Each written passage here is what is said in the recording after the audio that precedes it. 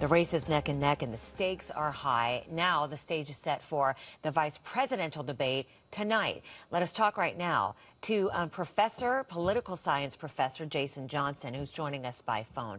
Morning to you. So I'm wondering what kind of pressure is on Joe Biden to try to make up for what people thought was a flat performance by the president.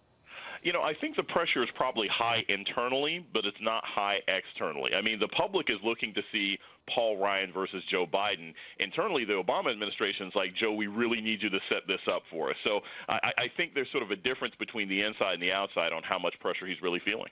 You know, they have two distinct styles. Tell me a little bit about their personalities and how those really differ.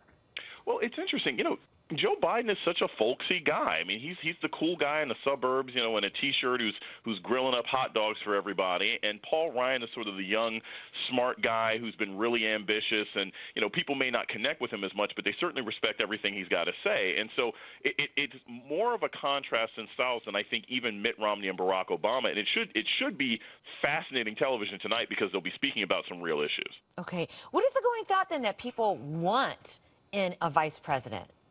Well, you know, people want the vice president to comfort them. And I know that sounds strange to hear, but, you know, we don't like to think about something happening to the president of the United States. But this is the one time a year where we think, okay, look, if something happened, can this man and maybe one day this woman really take over the job? So they have to present themselves as confident and capable, and they have to be the biggest, most enthusiastic cheerleader in the world for the head of the ticket.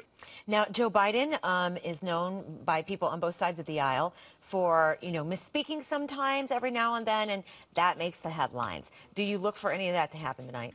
This is the biggest irony of this campaign year, that Barack Obama is depending on Joe Biden to save him in a debate of all things. I don't think so. I mean, I think Joe Biden did great in 2008 versus Sarah Palin, and that was actually considered really challenging at the time because Sarah Palin was still fairly popular. So I don't think he's going to make any key mistakes. The real difference is going to be, does he want to focus primarily on the Ryan budget, or does he want to focus on Mitt Romney, or does he want to focus on Barack Obama? So I don't think he's going to make mistakes. I'm just wondering what his focus will be. All right, and I'm sure a lot of that depends on the questions that are asked. Okay, thank you very much, Jason Johnson. So that is tonight.